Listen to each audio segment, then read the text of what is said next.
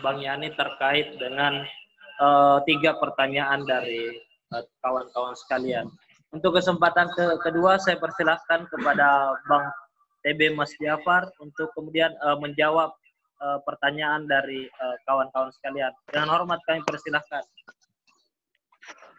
Baik, kita harus punya satu asumsi ya. Saya awal tadi membuka bahwa format politik kita sekarang ini bukan dalam pemahaman demokrasi ya, sistem demokrasi ini sudah bergeser. Nah, oleh karena itu pengujian terhadap implementasi hukum itu kan semua tidak jalan. Jadi hukum itu sekarang itu menjadi instrumen kekuasaan.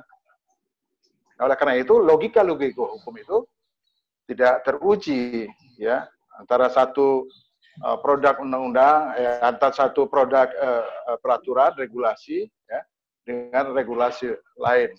Kemudian tujuan-tujuan regulasi yang dibuat, yang mau dicapai itu juga tidak memberikan jawaban, tidak memberikan satu logika hukum.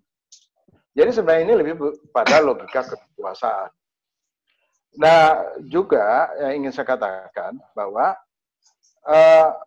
yang berlaku sekarang ini sebenarnya bukan demokrasi, ya. Jadi pada oligarki, sistem oligarki. Oligarki yang eksis sekarang ini sebenarnya dia mempunyai kombinasi pada mesin otoritarian, ya. Nah, ini lebih gawat lagi. Jadi sebenarnya model-model kepolitikan ini sebenarnya sama saja waktu di masa Orde Baru. Orde Baru jelas-jelas betul itu adalah model otoritarian, tetapi sebenarnya di masa demokrasi ini sebenarnya sama juga, ya, substansinya, esensi sama juga. Apa maksudnya? Check and balances itu tidak ada. Media, pers itu tidak berjalan, sehingga kebijakan-kebijakan politik itu kita lihat tidak ada kontrol. Ya, media tidak pernah mencoba membongkar, kecuali kemarin Tempo lah ya, kita lihat bagaimana dia membongkar misalnya kasus Luhut ya. Model-model kasus Luhut ini kan bukan model-model baru ya, ini kan sebenarnya pengulangan saja di model Orde Baru itu juga sudah muncul ya, bahwa para oligarki itu juga memiliki sumber kekuasaan, sumber daya kekuasaan juga sekaligus memiliki sumber daya ekonomi. Lalu apa yang dimakan mereka sebagai oligarki? Ya mereka lah yang sebenarnya yang memiliki akses untuk mempengaruhi kebijakan-kebijakan strategis. Jadi kalau kita ingin kaitkan bagaimana tadi juga sudah dipertanyakan bagaimana peranan DPR, saya agak pesimis gitu ya, karena ciri-ciri yang sekarang itu sudah masuk kepada ciri-ciri otoritarian. Mulai kita lihat KPK diperlemah, kemudian ada upaya untuk melakukan darurat sipil, kemudian Perpu 1220 isinya tidak sesuai dengan judulnya. Ujuk-ujuk intinya adalah yang kita lihat adalah bagaimana menyelamatkan APBN. APBN ini terkait dengan bagaimana negara bisa bertahan untuk melawan krisis. Tetapi kan nggak bisa. Tadi sudah dikemukakan oleh Daeng ya, dan saya setuju. Jadi sebenarnya negara ini sudah tidak banyak pilihan ya. Apalagi kita lihat tekanan hutang ini luar biasa ya. Tekanan hutang ini luar biasa. Dan sebenarnya ini juga mengulangi apa yang terjadi di Amerika Latin. Jadi sebenarnya ini semua pengulangan-pengulangan gitu ya. Yang sangat unik adalah bahwa pengulangan-pengulangan itu justru itu terjadi pada model demokrasi yang kita selalu sangat bangga, ya. Sebenarnya itu kamuflase saja. Malahan seperti yang saya katakan, seperti yang dikemukakan oleh Stephen ya, seorang ahli demokrasi, sebenarnya otoritarian itu tidak monopoli militer. Sebenarnya hasil-hasil pemilu demokratik, ya, di mana rejim sipil itu naik, sebenarnya mereka juga yang akan mematikan demokrasi. Jadi salah satu cirinya adalah mereka menggunakan instrumen hukum atau membajak istilahnya. Ini saya baca bagaimana mereka membajak ya hukum untuk mempertahankan kekuasaan. Bagaimana mereka membajak hukum untuk membungkam ya oposisi. Bagaimana mereka membajak hukum, bagaimana mengendalikan ya sistem pemerintahan, juga parlemen, media dan seterusnya gitu. Nah, oligarki ya itu adalah sebuah realitas politik. Kalau kita bicara oligarki, maka sebenarnya kedua ini adalah kekuatan yang menguasai sumber daya politik sekaligus sumber daya ekonomi. Kekuatan-kekuatan formal, legislatif, partai, termasuk juga media, mereka bukanlah sebagai kekuatan politik atau kekuatan civil society yang bisa melakukan kontrol terhadap jalannya atau di dalam pengambilan keputusan, ya termasuk juga kita lihat bagaimana Perpu ya yang mau digolkan ini sebenarnya itu adalah satu bentuk, satu mekanisme otoritarian untuk yang pertama untuk mempertahankan kekuasaan. Kalau krisis ini dia semakin dekat, semakin jatuh. Jadi apapun dilakukan. Sekali lagi, apapun dilakukan dengan instrumen hukum yang ada. Oleh karena itu tadi, secara pendekatan hukum sudah diuji, logikanya ketemu. Logikanya itu adalah satu, logika kekuasaan, bukan logika hukum. Yang kedua adalah, kita lihat hampir semua produk-produk kebijakan, ya regulasi yang mau diluncurkan itu adalah melindungi kelompok-kelompok kepentingan, kelompok-kelompok strategi, melindungi kepentingan ekonomi para oligarkis. Kalau kita lihat, hampir sebagian besar para elit partai itu adalah bagian dari oligarkis. Kemudian para konglomerat, ya kita lihat itu juga dilindungi, ya termasuk perbankan dan seterusnya. Jadi apa yang ingin saya katakan bahwa tadi pertanyaan bahwa ya oligarki itu adalah sebuah realitas politik.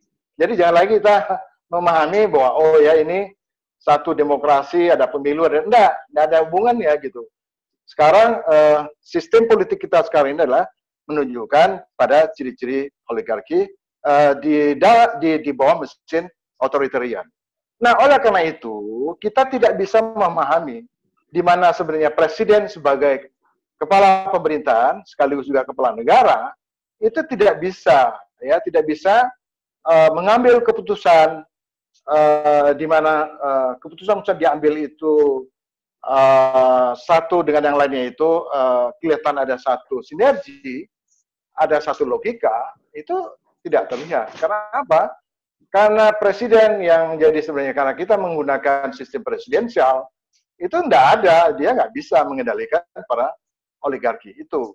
Nah itu panjang ceritanya kalau kita lihat bahwa sebenarnya hampir di beberapa negara kita lihat bahwa seorang presiden yang terpilih melalui demokrasi prosedural itu sebenarnya di belakangnya itu ada kekuatan modal.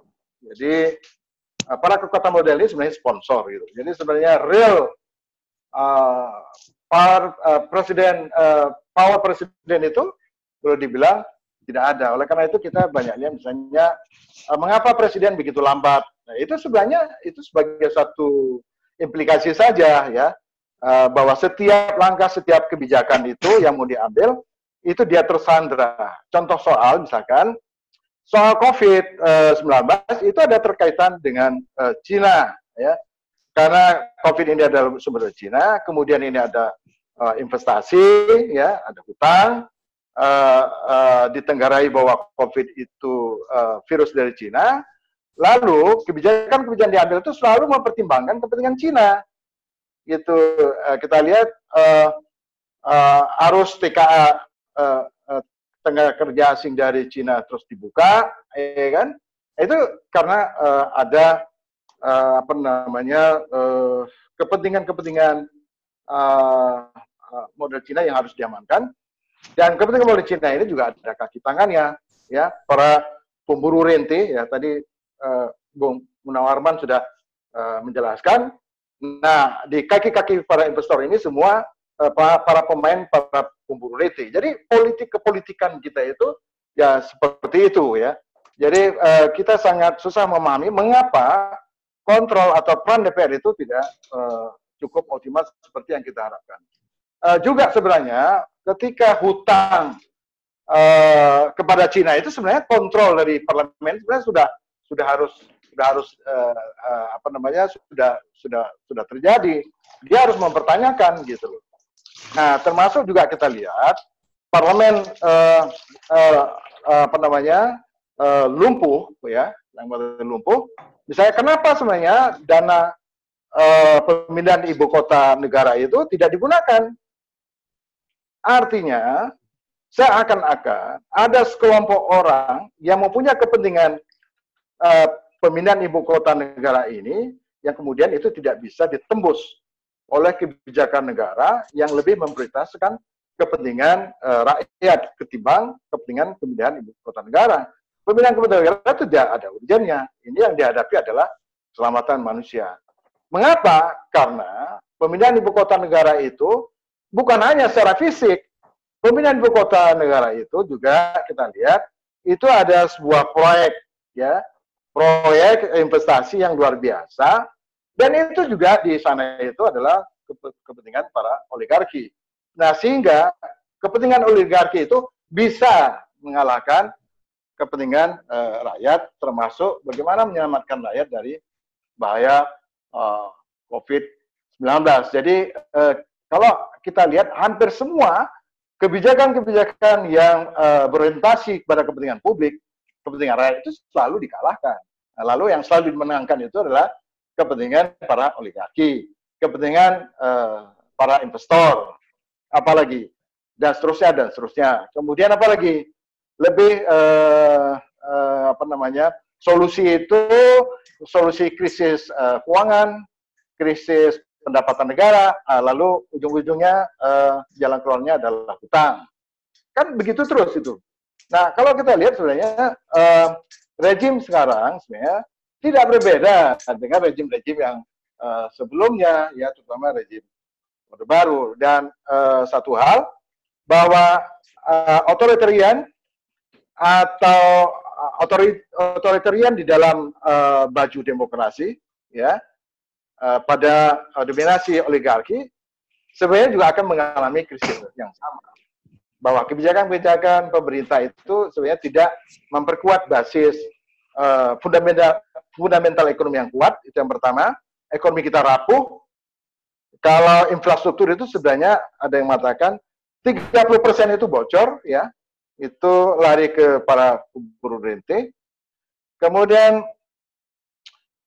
yang kedua juga tidak memperkuat penerapan sistem hukum. Hukum itu belum jadi panglima. Hukum itu tetap saja menjadi instrumen kekuasaan, ya, untuk membungkam oposisi, untuk membungkam orang-orang kritis, untuk membungkam kontrol, dan seterusnya. Nah, saya kira itu yang bisa saya jelaskan, ya, kurang lebih saya mohon maaf, ya, mungkin para narasumber lain bisa melanjutkan. Terima kasih. Oke, terima kasih dari Bang TB yang telah menjawab ketiga pertanyaan dari kawan-kawan sekalian.